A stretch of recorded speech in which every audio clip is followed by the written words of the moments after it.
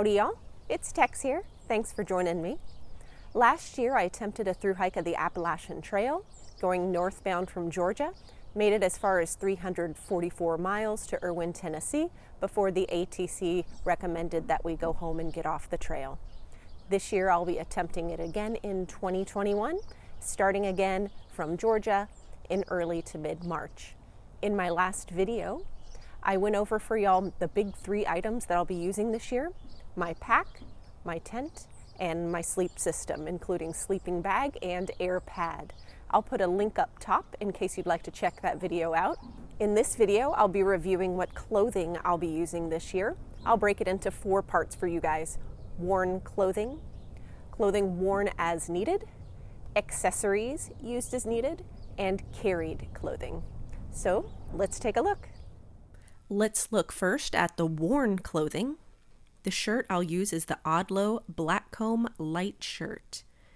Any shirt or base layer will do. You'll just want to make sure that for the East Coast, both the winter and the summer weather, you want something that wicks. The pant I'll use is the Outdoor Research Ferrosi pant. Pretty lightweight material. It does have quite a bit of stretch to it. Once it warms up, I'll be swapping these for a pair of running shorts, of course in the Texas theme. The shoes I'll use are the Topo Athletic Ultraventure Pro. Last year I had quite a bit of arch pain. I used the Ultra Lone Peak 4.5s. I'm not sure if it was the shoe or not, as the issue eventually resolved itself. It could have just been too much too soon, but I thought I'd swap out the shoe to see if I can eliminate that problem this year. So the Ultraventure Pros are not a zero drop shoe. They have a 5-inch heel differential. I still like the idea of a wide toe box, which they have. They also have a rock plate, and it seems like they have some pretty good traction on the bottom. You can see that these have already been used just a little. Sorry for the mud here.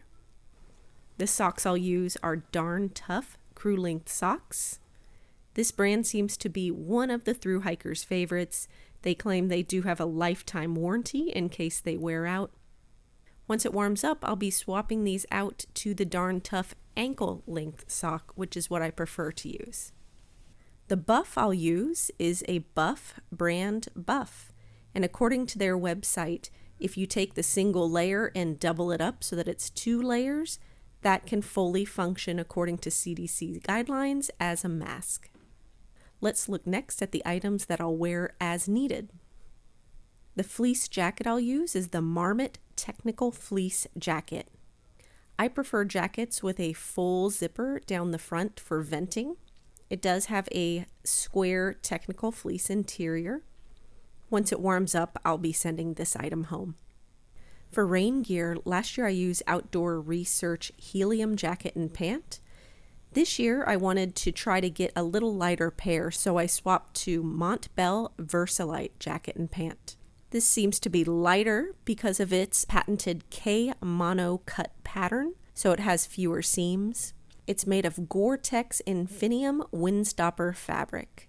Now, as you may already know, any and all rain gear is going to soak through eventually with enough hard rain. At that point, the rain gear functions just to keep you warmer, to retain some of your heat. Once it warms up, I will probably be sending home the rain pant.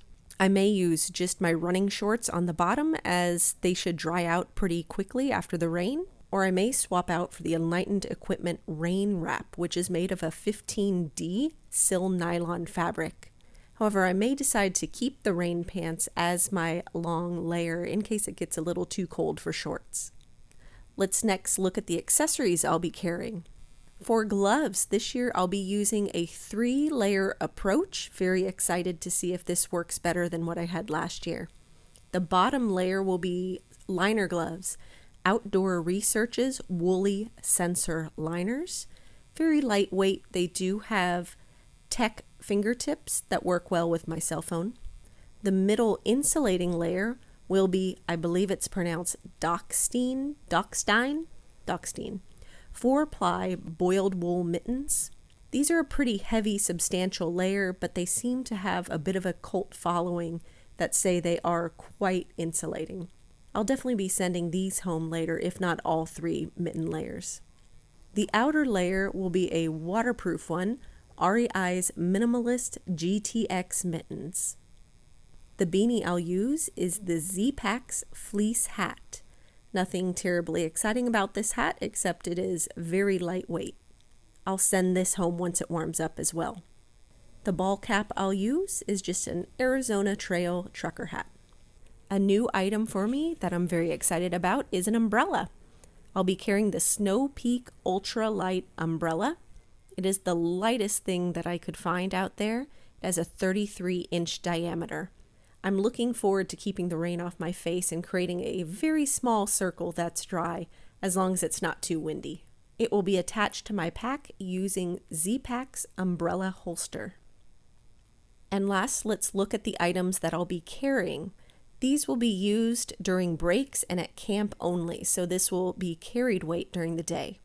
For my insulated jacket, I'll be using the Mountain Hardwear Ghost Whisperer. This is an 800 fill down jacket, so important not to wear while hiking. If the down gets wet, it compresses and it loses its insulating value.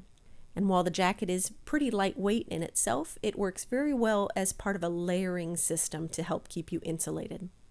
My sleepwear will be the Under Armour UA Base 2.0 top and bottoms. They also have a technical fleece interior. Once it warms up, I'll be swapping these out for something much more lightweight, Patagonia's Capilene tank top, and a lightweight pair of shorts purchased from the Gap. The sleep socks I'll use are Zpacks Brushtail Possum socks. A little bit oversized, very warm, very soft. I'll of course send these home as well once it warms up. And I'll carry 1 extra pair of hiking socks. Again, the Darn Tough crew length socks, which I'll also be swapping out to the ankle length version. And with all the hiking gear you'll be wearing, you'll want to treat it with permethrin to prevent the risk of ticks and Lyme disease, which they spread. The instructions on the permethrin bottle are very easy to read. It will need to be reapplied approximately once a month. Well, thanks for joining me again today, guys. Hope this video was helpful, especially for anybody that's looking to pick out their clothing for their upcoming hike or through hike. Hope y'all are having a fabulous day, and we'll see you in the next video. Bye-bye.